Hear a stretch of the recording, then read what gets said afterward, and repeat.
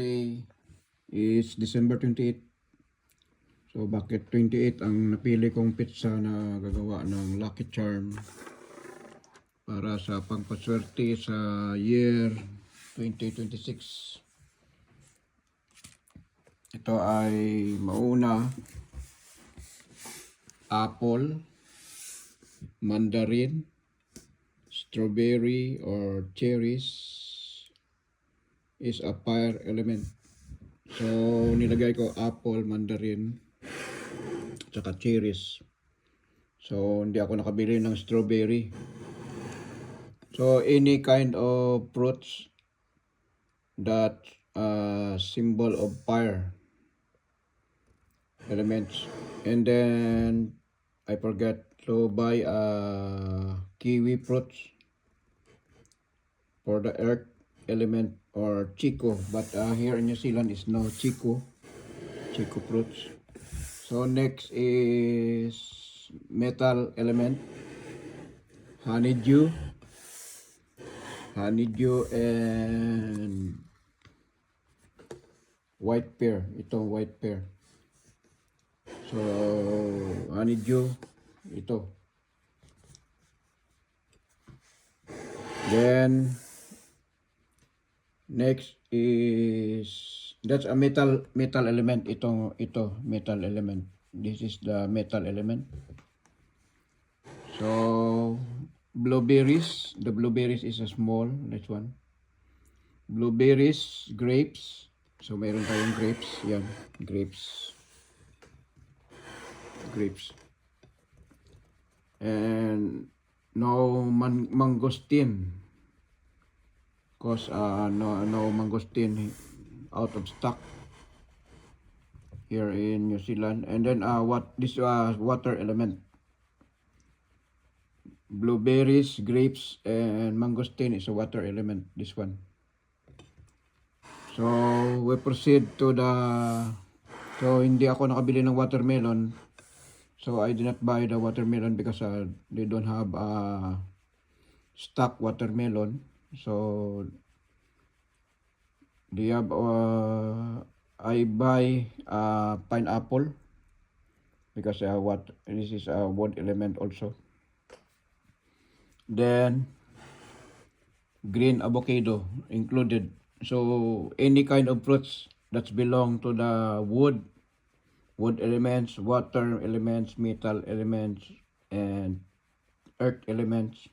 So tomorrow I will buy a kiwi fruit. So the most important is the date, December 28 is the good fortune to make a lucky charm for year 2026.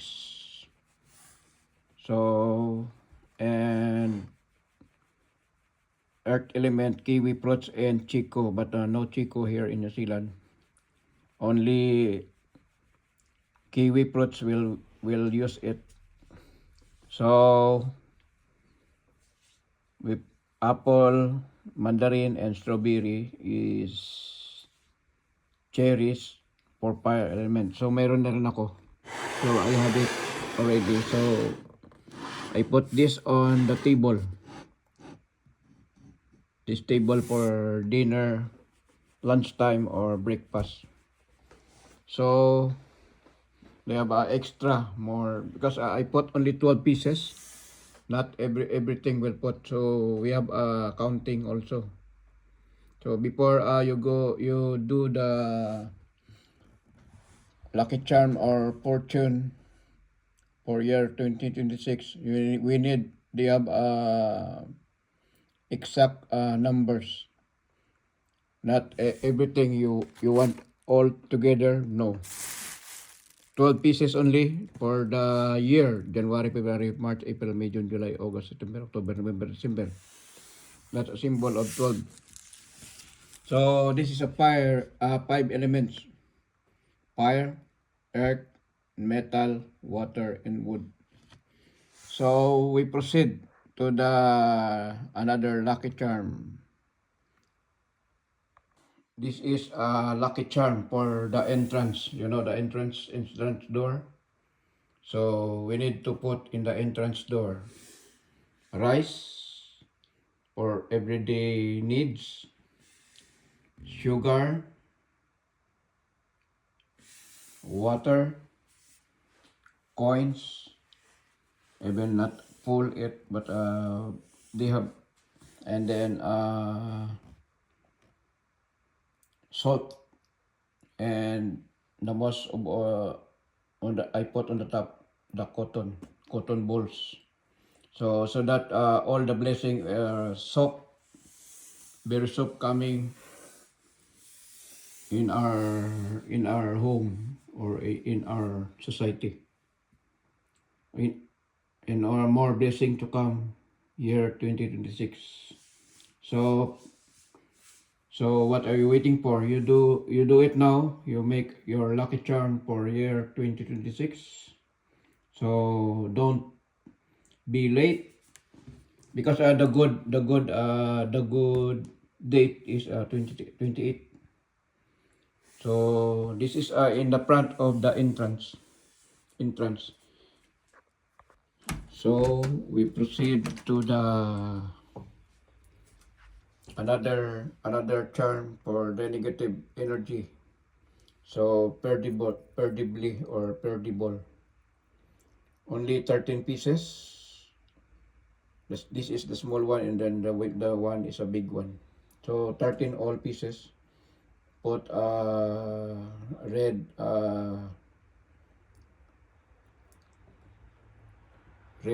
ribbon or any as long as red, and then put in the outside of your door, outside of your door. So before, because the most important is they have in outside, because a lot of people coming in and out, and they have more negatives in outside that you bring in your home. So will be what you call that one, we need to scale the negative energy in outside. So before, if for example it's a new year, you must open your door, your light in outside of the door, the main entrance. So, or maybe you open it, for example, 11:59 p.m. Then the year 2026 is coming. We must to open our door like that, so that the good energy and more blessing to come. Or if you have a money, then what you call that, throw inside, not you must stay there and then throw away the coins, go inside like that. You must follow like that, so that more blessing to come. So we do it now, we do it. So we need the light still open until January 1. And then it's up to you. If the sunlight is already there, then turn off the light. Or maybe will be open again 6 p.m. on the night, as, until the January 1 is not yet finished. So that's all. And I have also perdible, make it 13 pieces to pin in your left side of your dress like that. So we must like that. We cannot see outside. So for the negative energy that we bring in our home, or any kind of negative energy, we cannot. They can't proceed in your body. So this is the protection only for the negative energy, evil eye, and everything, the bad element.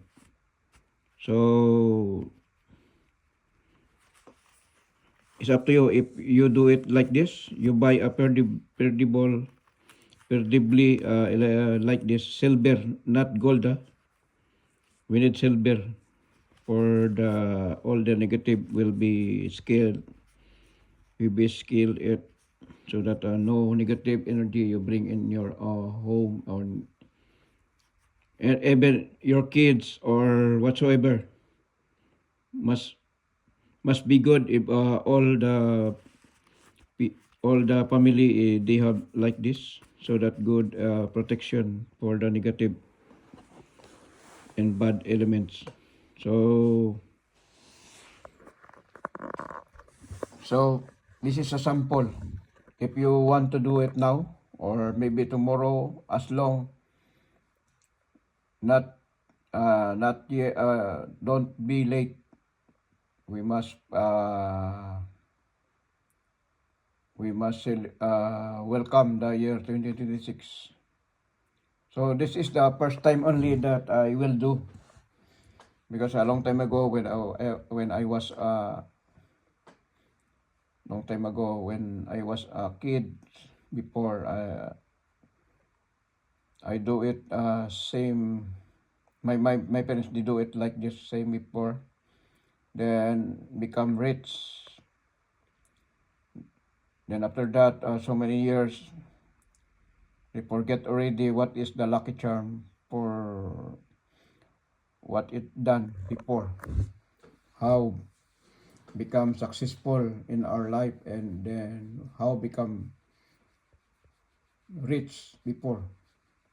So if you do it must be good. And I have also this one. What your wish for 2026. So first you get the clean paper and then write your what is your will and your wish for 2026. And then put the paper under the and then put the rice and then after that put the silver coins. Even 2 pieces is okay. So for pair um, for everybody. If you want like this, it's okay. It's up to you. But before I do it this one, I put the 12 eggs and then money, uh,